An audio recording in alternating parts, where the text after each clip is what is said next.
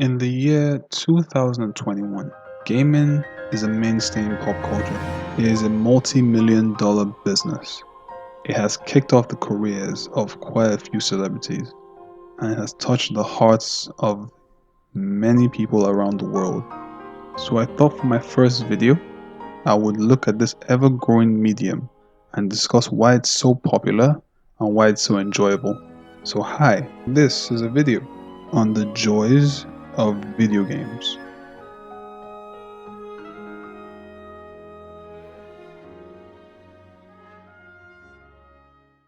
I want you to try and think back to your earliest gaming memories. That feeling when you scored your first goal in FIFA, your first kill streak in Call of Duty, the first boss battle you defeated, the first time you finished a game. These special moments can be described in one word: fun. Fun is defined as something that provides amusement or enjoyment. And in truth, nothing does this better than video games. This goes back to the likes of Pong, all the way to Red Dead Redemption 2. Both these games do something very spectacular. They spark that childlike sense of amusement and wonder we all had when we were much younger. A child really only wants to enjoy life to the fullest, but as time goes on, that feeling of fun slowly leaves your body. This could be voluntarily given up or forcibly removed. Either way, by the time you're in your mid-20s, that innate fun is long gone. But with just a few sounds,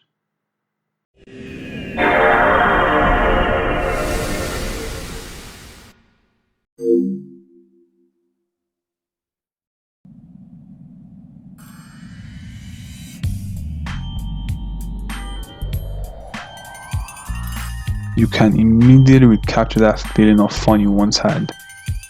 And from what I've found, video games are one of the two ways to recapture that original fun you had as a child. The other being an amusement park. And these two are the best simply because they wash away all worries. They transport you back to when you were 10 years old, to that feeling of scoring your first goal in FIFA, your first kill streak in COD, having LAN parties in Halo, just simply being a child having fun.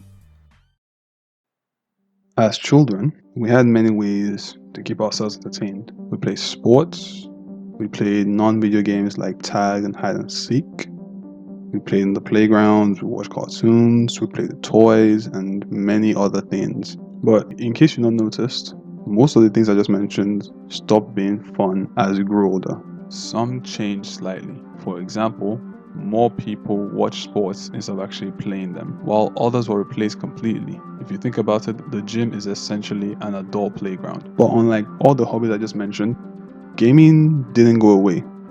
Gaming wasn't replaced with a new hobby. Gaming evolved. There are people that played The Legend of Zelda in 1986. Those same people played The Legend of Zelda Breath of the Wild in 2017. The same Link, same Zelda, same Hyrule, same Ganon. Games were not stagnant, they grew up with us. They adapted, and they keep adapting as time goes on. A perfect example of adaptability in video games can be seen in the creators themselves. They grew up playing games like all of us. They played the Marios, the Zeldas, the Tetrises, and they had the passion, the talent, and the work ethic to continue in the footsteps of their predecessors. An example of this can be seen in a studio I consider to be the best studio on the planet, Naughty Dog. They started with Crash Bandicoot, a series that was similar to Mario, but the main character was a crazy marsupial collecting fruit.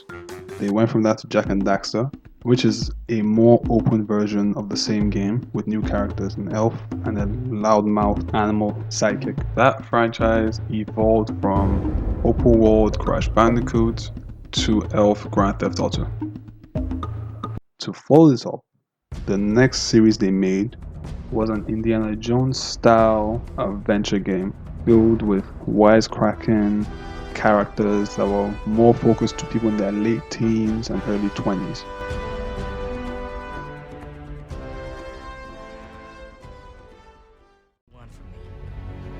see great things in our future, kid. Great things. And to follow that up, they made their magnum opus, The Last of Us. One of the most horrifying, brutal, and somber pieces of fiction I have ever had the pleasure of experiencing. Not many mediums give their artists license to do this. A toy is a toy, a sport is a sport, but video games are different. Video games are art.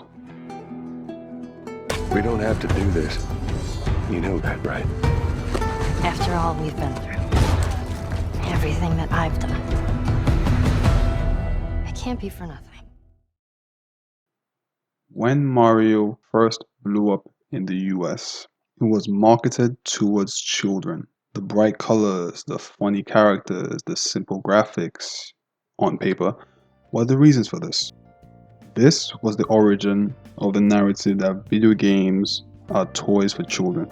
This led to some misinformation that those that game refuse to grow up. But here's the thing, they were never really created exclusive for children. They were more so an expression of their developers' ideas and passion. Even the most money-focused, money-hungry developers still put years of hard work and dedication.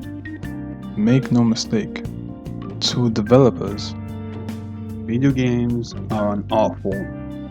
The same way painting was an art form for the likes of Leonardo da Vinci, Michelangelo, Van Gogh, Picasso. The same way a movie is an art form for the likes of Leonardo DiCaprio, Martin Scorsese, or Christopher Nolan. When we play games, we are partaking in someone's passion project, someone's time and energy, someone's dream. At the same time, they are offering us one of the healthiest and best forms of escapism available on the planet today. If you're still watching, I want to say thank you. This is probably the biggest hobby I grew up with, and it's also serving as the base for my YouTube channel. As I said earlier, games have touched many people's lives all over the world, and a little video celebrating it always seemed like a great place for me to start. So thank you very much for watching. I plan on making many more videos like this. If you have enjoyed, please like and subscribe, and I'll catch you all later. Stay blessed.